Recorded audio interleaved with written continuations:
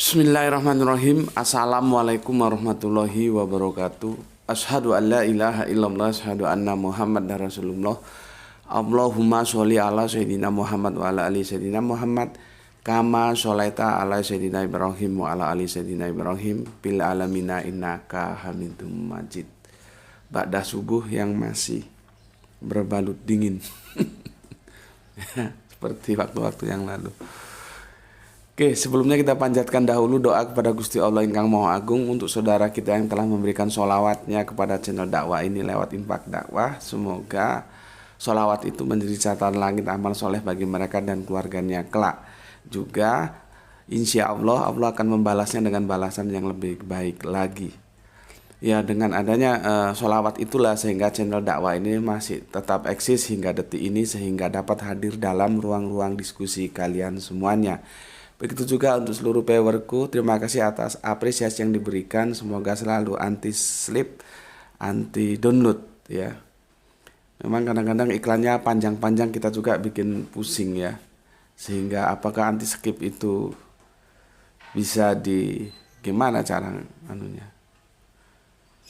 Tentunya kalau iklannya terlalu panjang juga itu akan mengganggu konsentrasi kita untuk belajar ya. Tapi ya terserahlah, kembali kepada kalian semua bagaimana cara mensiasatinya.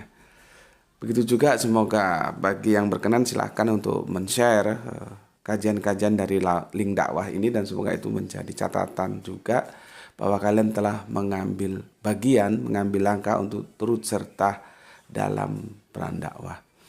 Oke, mampir ngombe di pagi ini masih tetap melanjutkan tentang yang kita kaji kemarin, yang diawali dengan sebuah tajuk bagaimana kita memandang sebuah diksi duduk di sebelah kanan dalam perspektif antropologis budaya kita sebagai orang timur ya. Itu sudah kita bahas di seri pertama, dan kemarin seri kedua sudah tentang terjebaknya pemahaman harafiah dan metafora ya, dan itu sudah kita diskusikan. Artinya nggak bisa dalam satu kalimat itu dipotong seenaknya saja, semau-mau kita. Sebagian kita pahami sebagai harafiah ketika Yesus naik ke atas langit, tapi kemudian duduk di sebelah kanannya menjadi metafora. Itu sesuatu yang nggak benar ya. Ada kaidah-kaidah bahasa yang harus diperhatikan. Kalau mau harafiah ya harafiah semua, kalau mau metafora ya metafora semua. Tetapi seorang pendeta dengan mengatakan bahwa duduk di sebelah kanan Allah itu adalah perspektif kemuliaan dalam budaya timur, dan itu harus diartikan secara metafora. Bukan berarti Yesus duduk-duduk bermalasan di sebelah kanan Allah, tidak begitu caranya ya. Artinya Yesus mendapat kemuliaan, tempat yang benar-benar diberikan kepada Yesus ya. Namun demikian, kalau memang itu dipandang sebagai yang metafora, tentunya naik ke surganya juga ya harus metafora dong. Karena itu dalam satu rangkaian kalimat, jika naik ke surga maka duduk di sebelah kanan Allah, kan begitu kalimatnya. Dalam memahami teks dan konteks itu harus holistik. Nggak boleh dipotong-potong supaya itu membenarkan dogma yang mau dia pertahankan. Nggak begitu. Oke, sekarang kita lanjutkan lagi, masih berputar sekitar duduk di sebelah kanan, dan insya Allah ini seri yang ketiga yang masih berputar di sekitaran bagaimana memahami duduk di sebelah kanan Allah, dan insya Allah besok seri yang keempat atau yang terakhir. Oke. Kalau kita lihat ya, atau kalian bisa searching lah ya, video itu ada kok. Pendeta itu begitu semangat sekali menjelaskan duduk di sebelah kanan Allah, dan dia memberikan sebuah pernyataan yang sebetulnya kurang bijak ketika mengatakan saksi Yehova itu tidak menghormati Yesus. Saksi Yehova itu menghormati Yesus, cuman cara pandang dia memahami Yesus itu berbeda dengan Kristen lainnya. Jadi jangan dibilang tidak menghormati. Perbedaan cara pandang itu tentu tidak bisa dijadi alasan Orang yang berbeda cara pandangnya dengan kita ketika menghormati sosok, lalu dikatakan dia tidak hormat, ya tidak bisa begitu dong. Ya, apalagi kita tahu polemik who is Yesus itu sampai sekarang juga belum selesai. Apakah dia Allah, apakah manusia? Sebetulnya ketika dia sebagai manusia itu selesai, finish, tidak ada yang perlu diperdebatkan. Yesus manusia. Ya memang dia manusia, lahir dalam lintasan sejarah manusia. Namun demikian, karena adanya sebuah dogma Tritunggal, ya, jadikanlah dia sebuah polemik yang tidak berkesudahan. Jadi Yesus sebagai manusia itu tidak lagi dalam polemik yang bisa didiskusikan karena itu sudah finish, memang Yesus manusia. Namun ketika dia masuk ke dalam rangka dogma Yesus diterima sebagai Allah, ya di sana terjadi polemik. Polemiknya kan di sana. Ketika Yesus manusia kita tidak berpolemik semua, amin. Ya, tapi ketika Yesus adalah Allah, nanti dulu, gitu loh, ya, nanti dulu. Karena sampai hingga kini pun sudah berapa abad lamanya konsep teos dalam kekristenan itu terus bermasalah dan itu tidak akan pernah selesai, tidak akan menjadi satu suara. Ya, jadi kalau ada perbedaan pemahaman harusnya ya disikapi, ya dimaklumi saja. Jangan terus mengatakan oh itu tidak menghormati atau gimana, ya janganlah, ya. Oke. Sekarang aku mau memberikan stressing. Apakah karena duduk di sebelah kanan Allah itu hak otoritas Yesus saja sementara yang lain tidak? Itu menjadi pertanyaan yang menarik. Karena kalau kita lihat begitu semangatnya pendeta yang satu ini, ya, menjelaskan duduk di sebelah kanan Allah, ya tidak masalah sih kalau dia mau dikatakan duduk di sebelah kanan Allah, tetapi jangan terus menyeret Yesus masuk dalam ruang-ruang polemik sehingga dia dijadikan Allah. Nah, itu yang bermasalah. Itu yang bermasalah di sana. Soal otoritas hanya Yesus ini dalam perspektif biblikal, ya. Hanya Yesus yang punya hak duduk di sebelah kanan Allah. Kita nggak ada keberatan, ya monggo-monggo aja. Silahkan saja. Namun ketika Yesus terus digeret dalam ruang polemik bahwa dia juga Allah, nah ini yang bermasalah. Artinya nggak boleh keunggulan itu tidak ada. Kita tidak boleh membandingkan antara satu nabi dengan nabi yang lain terus mengunggulkannya, terus diangkatlah dia menjadi Allah. Itu tidak boleh. Karena setiap nabi itu punya keunggulan. Gampangannya kerangka berpikir ginilah. Sehebat-hebatnya Yesus bisa duduk di sebelah kanan Allah, tapi kan dia tidak mampu memimpin dalam suatu kekuasaan seperti apa yang dilakukan Musa. Musa itu otoritatif loh ketika dia memimpin bangsa Yahudi, ya, sehingga membawanya keluar dari negeri Mesir dengan suatu peristiwa membelah lautan. Itu bisa nggak dilakukan oleh Yesus? Kan tidak bisa. Yesus muridnya hanya berapa gelintir saja, yang tercatat 12 orang, tapi tentunya ya tidak sedikit itulah. Dia tidak otoritatif seperti Musa. Nah, tapi kan ini tidak boleh kita bandingkan. Dan orang Israel itu jago. Sehebat apapun otoritas Musa, dan dia menjadi sosok yang dihormati dalam keyahudian mereka. Mereka tidak pernah mengatakan bahwa tidak pernah mengatakan bahwa Musa itu terus menjadi Allah. Itu tidak pernah. Mereka tetap aja menyembah pada Yahweh, YHWH yang tunggal. Mereka tetap aja pada syahadat Sema yang mereka pegang, yaitu Sema o Israelu Yahweh Elohenu Yahweh Ehad. Gitu.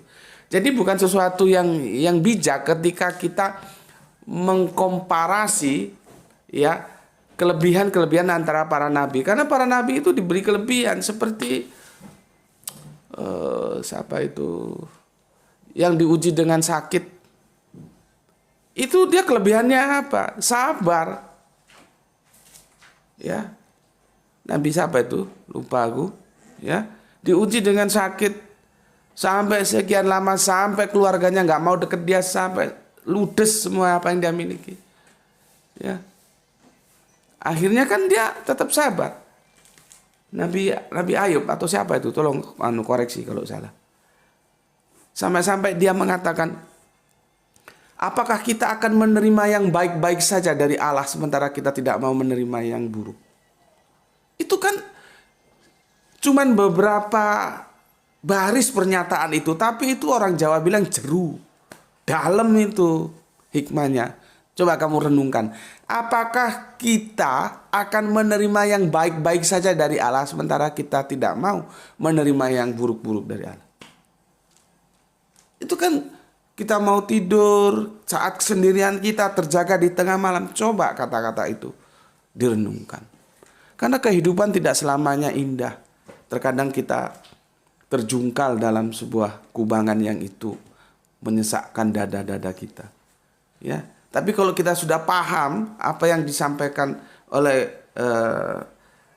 Nabi Ayub ini, kita akan lega bisa menerima apapun yang telah memang menjadi garis kehidupan kita. Ya, kan retorikanya bagus dalam puitis. Apakah kita akan menerima yang baik-baik saja dari Allah sementara kita tidak mau menerima yang buruk? Ya, itu ujian kesabaran itu subhanallah. Levelnya itu level tingkat tinggi. Nah, terus apakah terus dia mau diangkat jadi Allah karena dia sabar? Kan enggak. Inti yang mau aku sampaikan, tiap-tiap nabi itu mempunyai kelebihan-kelebihan tersendiri yang itu diberikan oleh Allah. Maka jangan kelebihan yang dimiliki itu kamu komparasi dengan nabi-nabi yang lain, terus dia kamu angkat menjadi Allah. Ini kerangka berpikir yang salah. Gitu. Jadi kelebihan Kanjeng Nabi Isa atau yang saudara kita sebut Yesus bisa duduk di sebelah kanan Allah, itu sebuah kemuliaan. Ya kita harus akui, kita terima kalau memang demikian. Tetapi ketika dia dengan kelebihan itu dibandingkan siapa yang bisa duduk di sebelah kanan Allah, tidak ada satupun kecuali Yesus. Terus dia diangkat menjadi Allah. Mengkodise nanti dulu. Nggak begitu. Itu kan dogmamu yang kamu pegang. Ya sudah, kalau memang itu kamu pegang begitu ya terserah saja. Tapi jangan terus mengambil kesimpulan bahwa dia Allah dan orang yang tidak mengaku Yesus sebagai Allah dianggap menistakan. Ya nggak begitu. Ya, oke.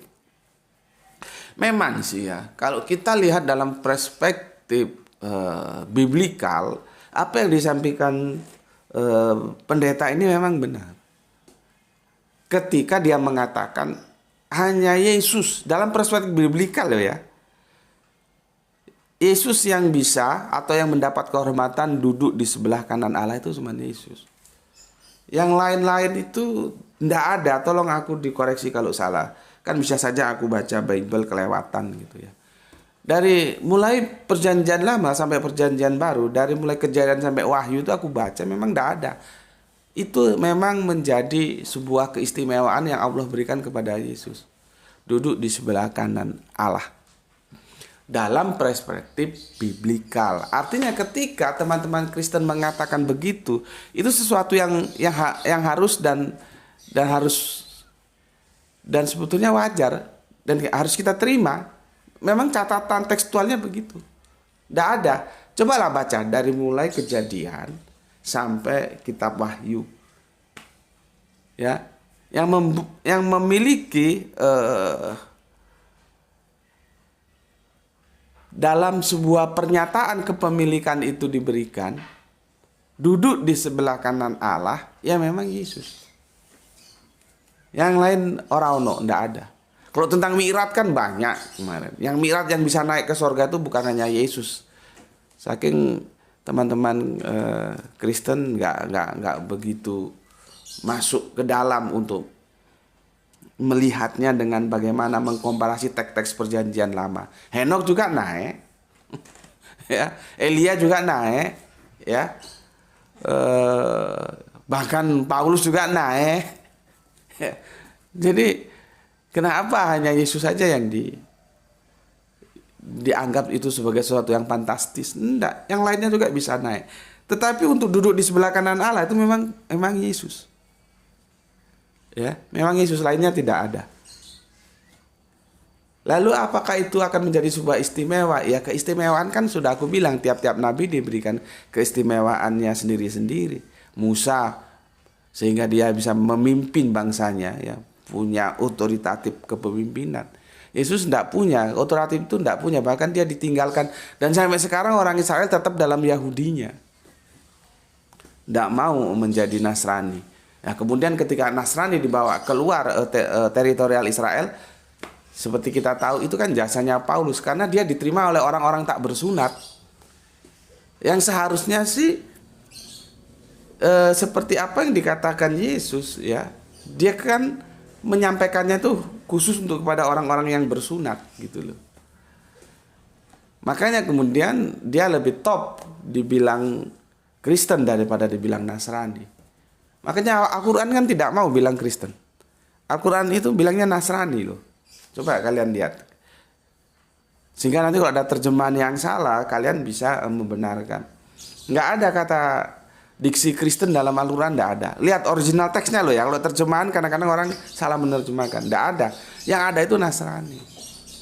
Baru ketika Nasrani ini tertolak dalam teritorial Yahudi, bangsa-bangsa yang bersunat, itu yang menerima kan Goyim. Goyim itu di luar Israel, dan mereka mendapatkan julusan bangsa-bangsa yang tidak bersunat, supaya gampang untuk membedakannya. Sunat, tidak sunat gitu loh. Lah milata Abraham itu memberikan ajaran kepada kita ya sunat, makanya Islam itu sunat.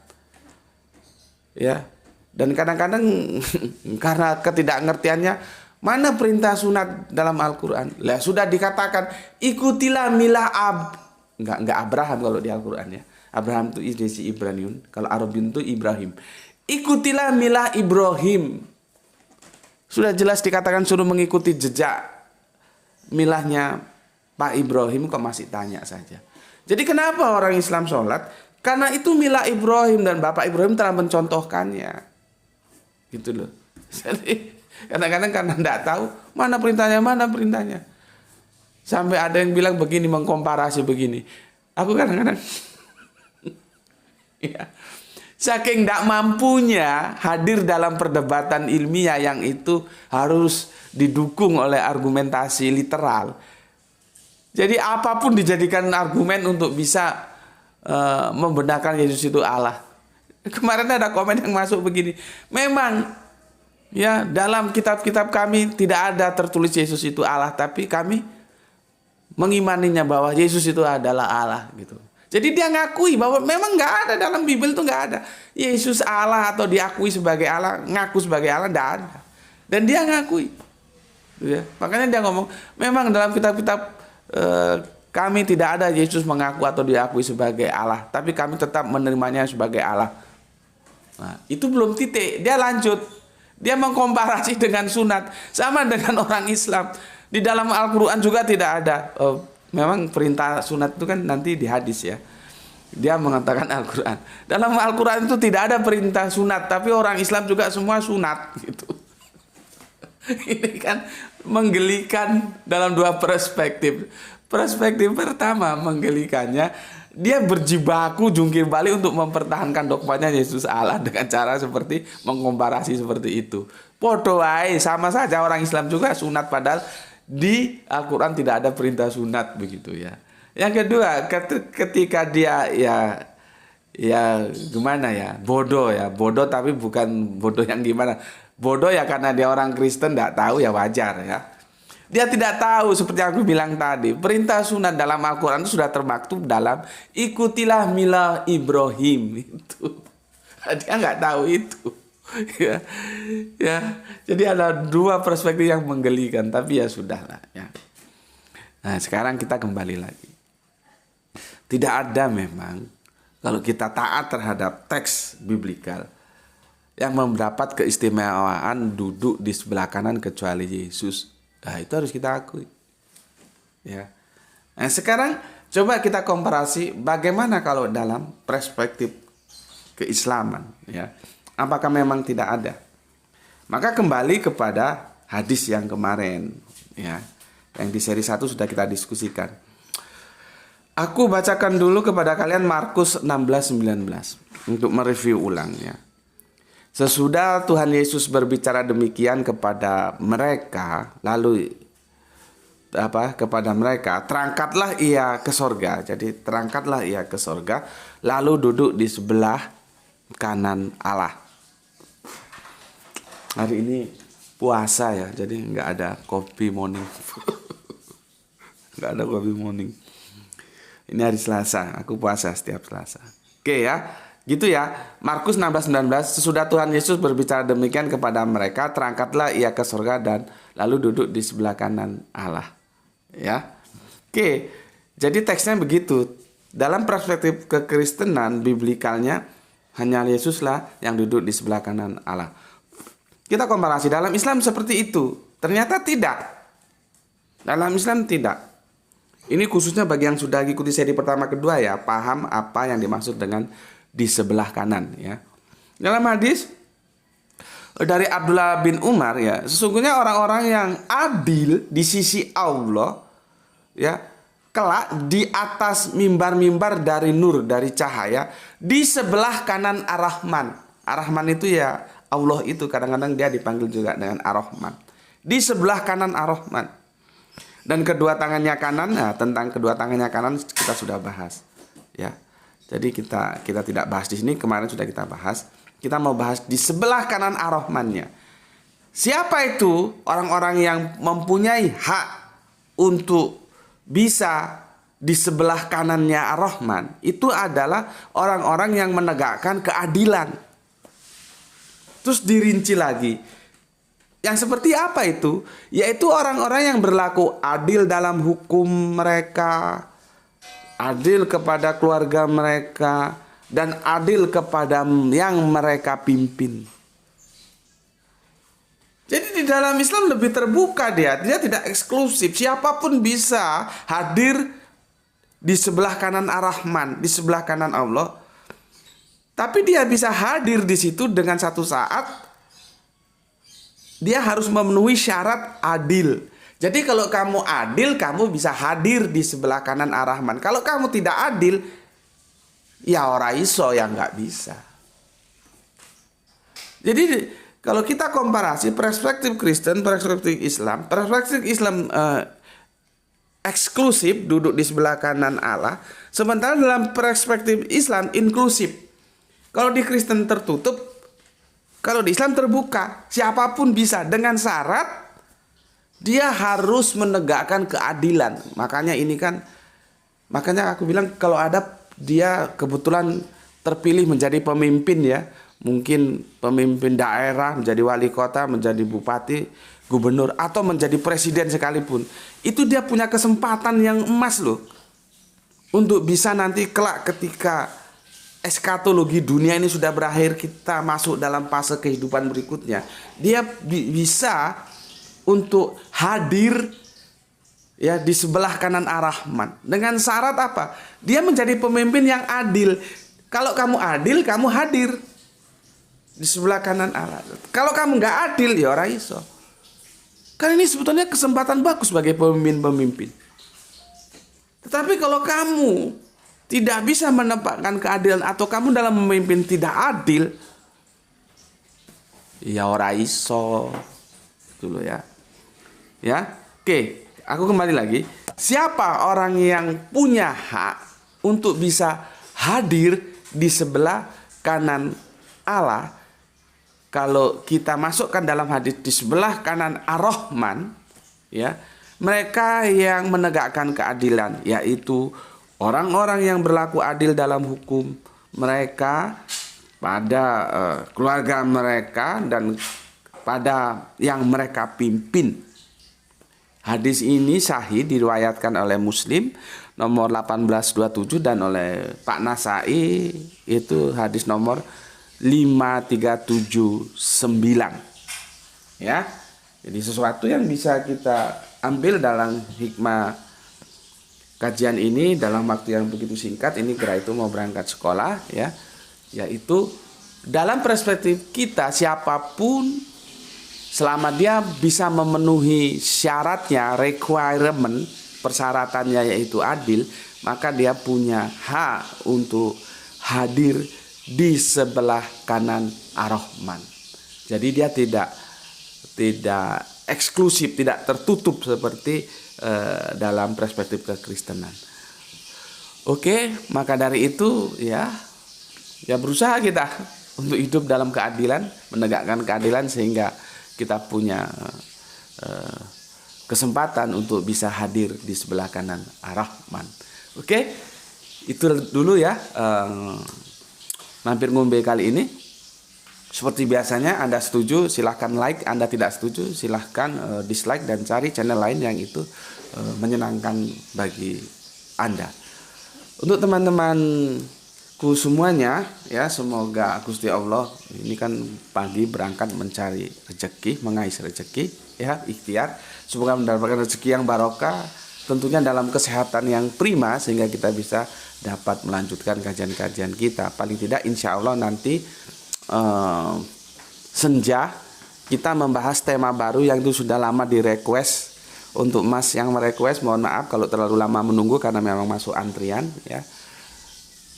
Dan yang mau merequest silahkan, kalau aku lupa diingatkan karena terus terang administrasiku buruk banget ya. Kadang-kadang terlewat mana ini requestnya ya. Nanti